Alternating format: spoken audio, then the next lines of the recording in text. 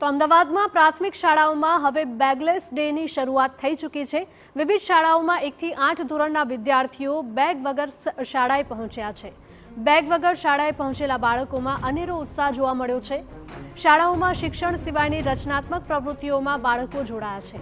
વિદ્યાર્થીઓ અભ્યાસની સાથે સાથે અન્ય પ્રવૃત્તિમાં પણ રસ લે તે માટે નવીન પ્રયાસ હાથ ધરાયો છે। સરકારી અને ગ્રાન્ટેડ શાળાઓમાં શનિવારે બેગલેસ ડે જાહેર થયો છે।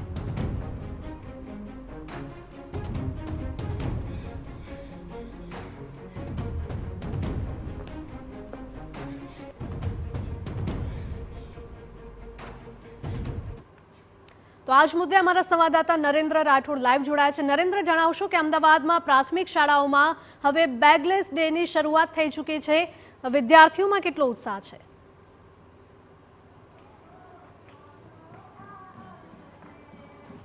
રાજ્યની પ્રાથમિક શાળાઓના બાળકો માત્ર પુસ્તકીય જ્ઞાન નહીં પરંતુ એ સિવાય અન્ય ઇતર પ્રવૃત્તિમાં પણ ભાગ લેતા થાય એ જ બાબતને ધ્યાનમાં રાખીને રાજ્ય સરકાર દ્વારા થોડા દિવસ પહેલા એક પરિપત્ર જાહેર કરવામાં આવ્યો હતો અને એ પરિપત્રમાં ઉલ્લેખ હતો કે તમામ જે શનિવાર છે એ બેગલેસ ડે હશે રાજ્યની શાળાઓમાં।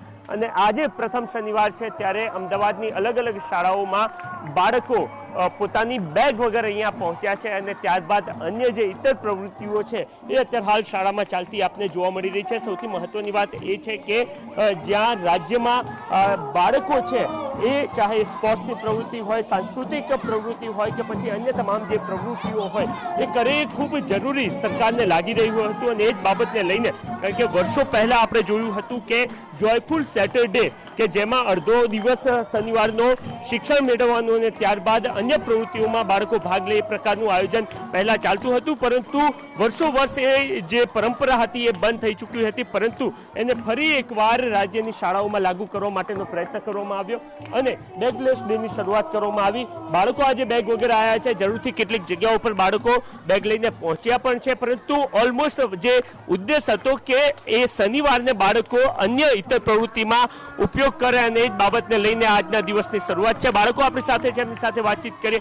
બેટા, મોટી બેગ લઈને રોજ શાળાઓ આવતા હોવ છો આપ, આજે બેગ વગર શાળાએ આવ્યા છો, કેવું લાગે છે? બહુ જ આનંદ લાગે છે। પહેલી વાર શાળામાં બેગ વિના આવીએ છીએ તો આજે ભણવા સિવાયની મસ્તીઓ અને રમવાની વાતો થાય છે અને આજે પ્રાર્થનામાં સારું એટલે સારું પરફોર્મન્સ થયું છે અમારી શાળામાં આજે। ઓકે, શું કર્યું આજે તમે? આજે અમારી શાળામાં ધોરણ 8ના વિદ્યાર્થીઓએ દેશભક્તિનો કાર્યક્રમ રજૂ કર્યો, જેમાં 3 છોકરાઓ સુખદેવ, ભગતસિંહ અને રાજગુરુ બન્યા હતા અને છેલ્લે 2 છોકરીઓએ દેશભક્તિના ગીત ઉપર તેમનું નૃત્ય રજૂ કર્યું। એવું લાગે કે ચલો આજે બુક લીધા વગર અથવા તો બેગ લીધા વગર આવ્યા છો તો અભ્યાસ બગડશે કે એવું કંઈ ક્યારે અહેસાસ થાય ખરો? ના, ઘરે જઈને અભ્યાસ પૂર્ણ કરી લેવાનો ને। ઓકે, બાળકો છે પણ આજના એ દિવસની સ્થિતિને સમજે છે। શિક્ષક પણ આપણી સાથે છે, એમની સાથે વાતચીત કરીએ। સર, કેટલું જરૂરી હોય છે બાળકો માટે કે માત્ર પુસ્તકીય જ્ઞાન નહીં અન્ય જ્ઞાન પણ મેળવે?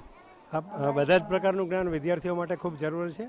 આજે રાજ્ય સરકારની સૂચના અને અમારા સ્કૂલ બોર્ડના માર્ગદર્શન નીચે અમે 10 બેગલેસ ડે અને આનંદદાયી શનિવારની ઉજવણી કરી રહ્યા છીએ।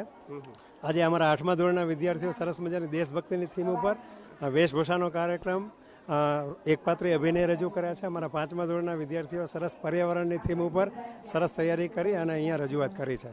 ઓકે, તો વિદ્યાર્થીઓ જોયફુલ સેટરડેને આજે ઉજવતા આપને જોવા મળી રહ્યા છે। સામે આપ જોઈ રહ્યા છો કે કેવી રીતના વેશભૂષાનો કાર્યક્રમ ચાલી રહ્યો છે અને એમાં તમામ વિદ્યાર્થીઓ ભાગ લેતા જોવા મળી રહ્યા છે। જરૂરથી રાજ્ય સરકાર દ્વારા પ્રયત્ન કરવામાં આવ્યો છે, પરંતુ સામે પક્ષે એક એ પ્રકારની પણ સ્થિતિ જોવા મળી રહી છે કે જ્યાં રાજ્યની લગભગ 6000 કરતાં પણ વધારે શાળાઓ એવી છે કે જેની પાસે મેદાનો નથી અને એ ત્યાંના જે બાળકો છે એ આ જોયફુલ સેટરડેને કેવી રીતના ઉજવશે એને લઈને પ્રશ્નો છે। અને જ્યારે પરિપત્ર થયો હતો ત્યારે પણ આ એક પ્રશ્ન આ સામે આવતો જોવા મળતો હતો કે જે શાળાઓ પાસે પોતાના મેદાન નથી ત્યાં કેવી રીતના ઉજવણી થશે।